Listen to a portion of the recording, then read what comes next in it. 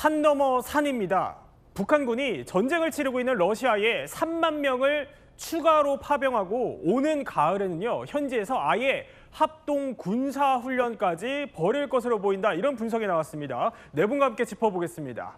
자, 이용주 평론가. 일단 김정은이 러시아 혈맹 챙기기에 올인하는 모양새입니다. 저렇게 파병 북한군 유해 앞에서 눈물을 흘리는 영상을 공개한 지 2주 만에 또 추가 파병을 하겠다, 이런 얘기가 있어요. 네, 우크라이나 정보총국이 최근에 보고서를 하나 냈습니다. 이 보고서에 따르면은 북한이 그동안 지난 10월에는 11,000명의 파병을 했고요. 네. 올해 1, 2월에는 3,000명, 그리고 이번 달 17일에는 공병 6,000명을 파병하기로 약속을 했다. 이런 내용이 나오는데요. 네. 여기에 추가를 더해서 내년 몇 수개월 안에 3만 명의 추가 파병이 가능하다라는 네. 이 입장을 내놨습니다. 거기다 더해서 이 자파드 훈련이라는 게 있습니다. 이게 뭐냐면은 러시아랑 벨라루스랑 합동 군사 훈련을 하는 건데요. 네. 여기에 북한이 참가를 할 수 있다. 이런 또 예상까지 내놨는데요. 근데 이 자파드 훈련이라는 게 예전에 그 러시아가 우크라이나를 쳐들어가기 전에 미리 이제 훈련을 했던 그 훈련이에요. 네. 근데 그 당시에는 사실 쳐들어간다는 얘기 안 하고 우리끼리만 그냥 훈련한다라고 얘기를 했었는데 여기에까지 이제 참여를 하게 된다. 이런 예상까지 나오면서 앞으로 이제 우크라이나 전쟁이 끝날 기미가 이제 보이지 않고 심지어는 이 키이우까지 러시아가 병력을 진입시킬 수 있다. 이런 또 이야기까지 나오고 있습니다. 아니, 그러니까 같이 훈련할 것으로 예상이 되는 이 벨라루스라는 데는 대통령 한 명이 30년 넘게 장기 집권 중인 북한의 대표적인 친교 국가입니다. 여기랑 러시아와 합동 군사 훈련을 한다는 건데 북한이, 아니 그럼 우리로 치면은 뭐 한미 연합 훈련 이런 거예요? 이 훈련의 목적이 많이 궁금해지는데요. 이 뜻을 알면 어느 정도 해석이 가능합니다. 자파드가 서방이라는 뜻입니다. 네. 그래서 미국, 유럽의 서방을 염두에 둔 것이 명백하다는 해석이 나오고 있고요. 양국은 이게 방어적 성격의 훈련이라고 하지만 그 규모가 엄청납니다. 양국의 14개 훈련장에서 7일간 진행이 되는데 무려 병력 규모가 20만 명이 동원이 되고요.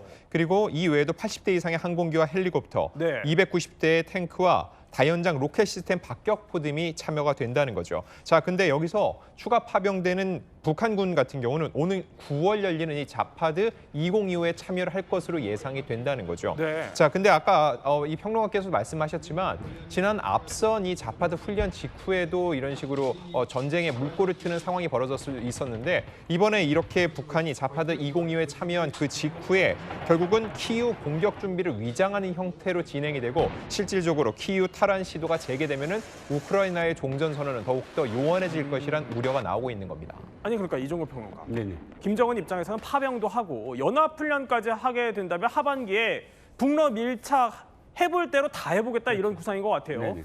그런데 북한이 러시아 전장으로 보낸 무기들이 이 전장에서는 별 힘을 못 쓰고 있는 것 같아요. 네, 그렇습니다. 대표적인 예가 이번에 화면에서 이제 보시면 알겠지만 네. 다연장 로켓입니다.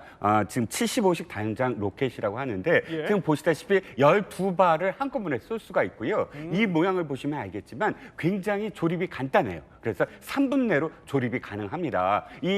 이 대포는 빨리빨리 해체해서 빨리 피해야 되거든요. 한번 쏘고 나면. 네. 그래야 원점 타격을 당하지 않으니까요. 이런 장점들이 있습니다. 근데 이게 무슨 의미냐? 러시아가 이거를 사용하고 있더란 말입니다. 그러니까 북한이 지금 이 화포를 전부 다 제공을 했고 러시아가 이것을 사용할 만큼 이제 무기로서도 서로 끈끈하게 지금 연결돼 있다라는 건데 문제는 이겁니다. 이게 지금 고지전은 우리나라와 같이 고지전에서는 굉장히 효율적인데 네. 우크라이나는 평원이잖아요. 그렇죠. 평원 완전히. 그래서 지금 우크라이나의 그 드론에 맥없이 지금 파괴되는 모습을 좀 동영상에서 보실 수가 있습니다. 아, 저렇게요. 지금 뭐 드론이 인식을 해서 딱 공격을 하는데 맥없이 저게 폭파되는 모습 보여드리고 있습니다.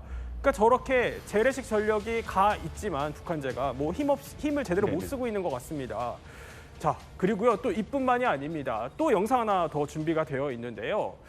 우크라이나 드론 공격 한 번에 저게 북한에서 보낸 북한제 방사포입니다. 저렇게 맥없이 드론이 쏜 공격 한 발에 그야말로 처참히 부서지는 북한제 재래식 무기 보여드리고 있습니다. 저게 그렇다면 러시아 입장에서는 이 전장에서 전력에 사실 얼마나 큰 도움이 될지는 모르겠지만요. 이런 상황에서 미국 트럼프 대통령이 우크라이나에 패트리엇 방공 미사일 체계를 지원하겠다 이렇게 나섰습니다. We're going to supply weapons to NATO at a large amount of all kinds, and they're going to deliver those weapons immediately to the site of the war, different sites of the war, and they're going to pay for 100% of them. 아니 그러니까 푸틴이 뭐 계속 종전을 안 하고 시간을 끄니까 트럼프가 화가 나서 무기 지원 카드까지 꺼내든 겁니다. 여기에 앞으로 50일 안에 휴전 안 하면 100% 관세 폭탄 러시아에 매기겠다 이렇게까지 공언을 하고 있습니다. 무기랑 관세 카드 둘 다 꺼내든 건데 아니 지금 저 영상에 나오는 게 저게 푸틴이 극도로 싫어하는 타우러스 미사일 저건데 저거는 좀 빠진 것 같아요. 지금은 패트리어트 미사일 보여드리고 있죠. 그런데 타우러스 미사일 지금 나오는 저 영상인 미사일 저거는 이번에 지원을 안 하는 것 같습니다. 네, 맞습니다. 이 트럼프가 분명히 한 3주, 한 달 전까지만 해도 타우러스 미사일을 이제 줄 수 있다, 우크라이나 쪽에. 이런 이야기를 했었는데 지금은 그런 얘기를 하지 않고 있고요. 네. 이 타우러스 미사일에 대해서 말씀드리자면은 이게 독일제입니다. 이름은 이제 소를 이제 닮았다 그래서 타우러스, 그 소를 닮은 미사일인데요. 네. 이게 굉장히 좋은 최신형 미사일이에요. 그래서 공대지, 이제 비행기 전투기에서 쏘는 건데 무려 500km 긴 사거리를 가지고 있고요. 정확성도 굉장히 정확해서 이 우크라이나 러시아 전쟁이 개전한 뒤부터 계속 이 우크라이나가 요거를 조금 달라고 독일한테 엄청 요구를 했었거든요. 그랬군요. 근데 지금 한 3년 동안 안 주고 있었던 거예요. 근데 이제 트럼프가 그걸 주겠다 그래서 우크라이나가 약간 희망을 가졌었는데 다시 또 이야기가 없는 거 보니까 앞으로 어떻게 향방이 될지 모르겠습니다. 근데 다만 이 트럼프가 최근에 그 푸틴한테 굉장히 실망했다라고 이야기를 하면서 이제 최근에 이제 트럼프가 관세를 이제 막 발표를 했지 않습니까? 네. 뭐 이제 각 나라마다 발표를 했는데 러시아와 그리고 또 러시아와 이 관계 그 무역을 하는 나라한테 100% 혹은 그 100% 이상의 이 관세를 부여하겠다라고 이제 장담을 했습니다. 요거는 좀 보자면은 뭐랄까요? 글로벌 그 무역망에 굉장히 좀 큰 타격이 될 수 있다. 이렇게 볼 수 있습니다. 아니 그런 관세 100% 때리는 게 러시아 입장에서도 타격이지만 사실 이게 다른 나라들한테도 영향을 주는 거 아니겠어요? 이영주 평론가가 간단히 설명을 해주셨는데 보면은 이제 우리나라 25%잖아요. 관세 부과율이. 근데 러시아에는 자 50일 내에 휴전 안 하면은 100% 관세를 매길 거야. 그런데요. 러시아의 석유나 가스를 사가는 제3국. 그러니까 어떤 나라가 있냐? 중국이나 인도 같은 나라입니다. 콕 집어서 그 나라까지 2차로 100% 관세 부과하겠다. 그러니까 조력국까지 관세를 부과하겠다. 이러면은 글로벌 어떤 무역 체계에서 러시아만 고립시키는 전략을 쓰는 거거든요. 한 손으로는 무기 그리고 한 손으로는 돈줄 재면서 양쪽으로 압박하면서 바로 러시아가 우크라이나와 전쟁을 멈추게 지금 압박하는 전략으로 보입니다. 그렇군요. 어쨌든 뭐 중동 정세를 어느 정도 마무리한 트럼프가 하반기는 뭐 러시아, 우크라이나로 다시 눈을 돌리는 것 같습니다. 전황은 또 계속해서 전해드리도록 하고요.